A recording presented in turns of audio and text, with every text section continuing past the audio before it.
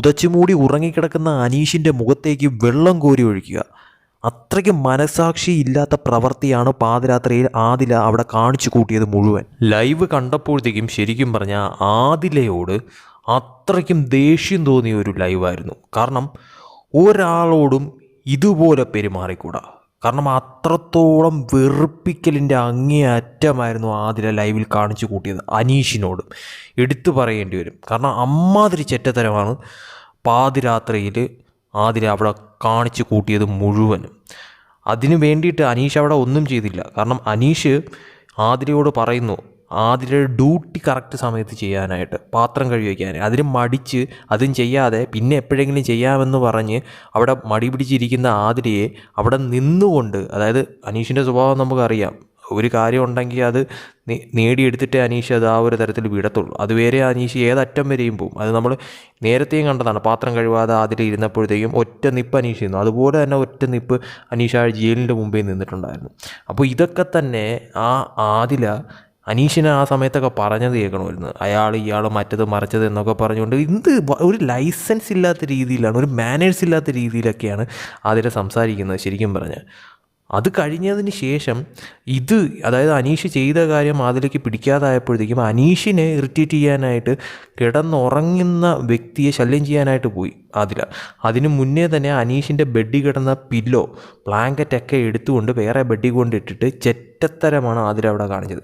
എന്നിട്ടും അനീഷ് വന്ന് ബ്ലാങ്കറ്റൊക്കെ എടുത്തുകൊണ്ട് മൂടിപ്പുതച്ച് അവിടെ കിടന്നപ്പോഴത്തേക്കും തൊട്ടപ്പുറത്ത് വന്നിരുന്ന് ഈ നൂറയുടെയും അതോടൊപ്പം തന്നെ അനുമോളുടെയും അവിടെ വന്നിരുന്നിട്ട് ആദില കാണിച്ചു കൂട്ടിയ ഓരോരോ കോലങ്ങൾ കാണുമ്പോഴത്തേക്കും സത്യം പറഞ്ഞു കഴിഞ്ഞാൽ അങ്ങേയറ്റം ദേഷ്യം തോന്നിപ്പോകും. കാരണം ബ്ലാങ്കറ്റ് പുതച്ച് കിടക്കുന്ന ഒരു മനുഷ്യൻ്റെ ചെവിക്കകത്ത് വന്ന് കൈ കൊട്ടുക, തൊട്ടപ്പുറത്തിരുന്നു കൊണ്ട് അങ്ങേരെ ഉറങ്ങാൻ സമ്മതിക്കാതെ കിടന്ന് ചിലപ്പ് ആ ഒരു തരത്തിൽ സംസാരിക്കുക.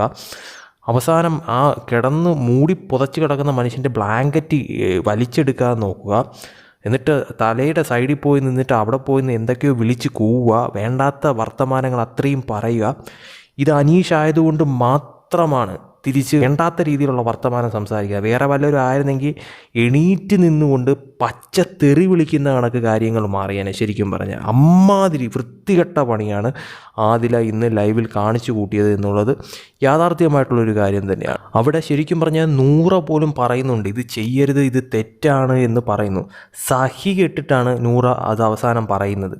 എന്നിട്ട് പോലും അതും കേൾക്കാതെ ഈഗോ പിടിച്ച് എന്തോ മാതിരി കാണിക്കുന്ന ഒരു ആദിലയാണ് ലൈവിലുടനീളം കണ്ടത്. ശരിക്കും അനീഷിൻ്റെ ക്ഷമയെ സമ്മതിച്ചേ പറ്റത്തുള്ളൂ. അത് രാത്രി ലൈവ് കണ്ടവർക്ക് വ്യക്തമായിട്ടൊരു എപ്പിസോഡ് അത്രയ്ക്കില്ല, പക്ഷേ എപ്പിസോഡിലും അത് കാണിച്ചിട്ടുണ്ട്, പക്ഷേ ലൈവിൽ മുഴുനീളം അത് കാണിച്ചിട്ടുണ്ട്. അത് കാണുമ്പോഴത്തേക്കും ഇങ്ങനെയും ക്ഷമയുള്ള ഒരു മനുഷ്യനുണ്ടോ? ശരിക്കും നമുക്കറിയാം അനീഷ് ഓരോ കാര്യങ്ങൾ സംസാരിക്കും, ആ ഒരു രീതിയിൽ വിളിച്ച് ഓരോന്ന് പറയും, പക്ഷേ അതിരുവിട്ട് അനീഷിൻ്റെ വായിൽ നിന്ന് ഇതുവരെയായിട്ട് ഒരു വാക്കും വന്നിട്ടില്ല. പക്ഷേ ഇത് അനീഷിൻ്റെ ഭാഗത്ത് നിന്ന് ഇത്രത്തോളം ക്ഷമയുണ്ടെന്ന് ഏറ്റവും കൂടുതൽ അറിയാൻ സാധിച്ച ഒരു ലൈവായിരുന്നു ഇന്നത്തേത്. അനീഷിൻ്റെ സ്ഥാനത്ത് വേറെ വല്ലവരും ആയിരുന്നെങ്കിൽ ആ സ്പോട്ടിൽ വേറെ വല്ലതും ചെയ്തുകൊണ്ട് പച്ച തെറി വിളിക്കുന്ന തരത്തിലോട്ട് കാര്യങ്ങൾ മാറിയേനെ. അത്രയ്ക്കും വൃത്തികെട്ട ഒരു പരിപാടിയാണ് ലൈവിൽ ആദില ചെയ്തത് എന്നുള്ളത് ഉറപ്പായിട്ടുള്ളൊരു കാര്യം തന്നെയാണ്. കൂടുതൽ ലൈവ് അപ്ഡേറ്റ്സുമായിട്ട് വീണ്ടും വരാം.